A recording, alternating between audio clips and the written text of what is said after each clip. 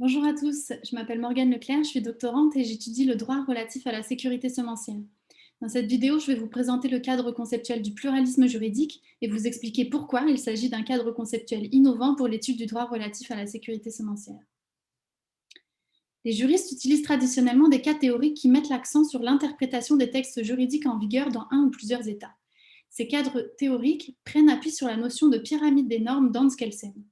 Une norme juridique n'est valide que si elle est conforme à une norme supérieure et l'ensemble des normes juridiques forme une pyramide hiérarchisée.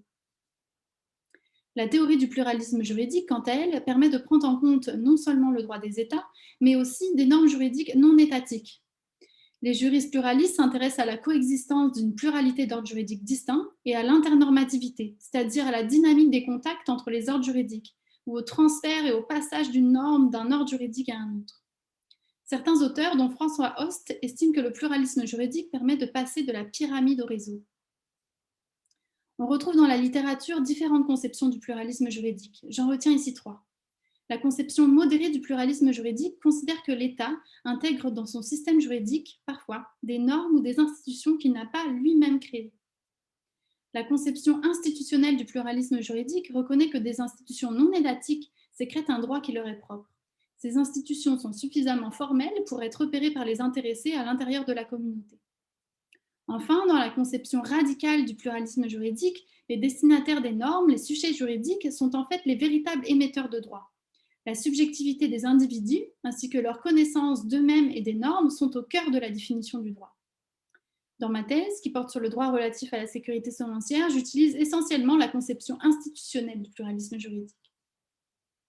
Mes travaux m'ont conduit à reconnaître au moins deux ordres juridiques dont les normes impactent la sécurité semencière ouest-africaine.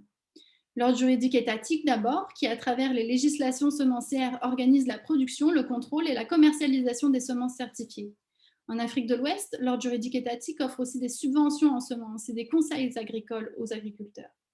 Il prend vie grâce aux institutions étatiques compétentes des ministères du Commerce, de l'Agriculture, de l'Environnement et de la Recherche. L'ordre juridique autochtone, quant à lui, est constitué de coutumes, décisions et règles de réciprocité qui impactent la sécurité semencière et encouragent ou découragent certains flux de plantes.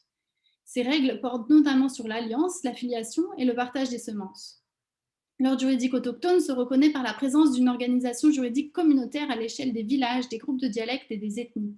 Les autorités coutumières et traditionnelles, de même que les palabres, en sont l'expression la plus flagrante. Pour celles et ceux qui voudraient aller plus loin sur ce sujet, voici quelques références qui inspirent mes travaux. Merci pour votre écoute.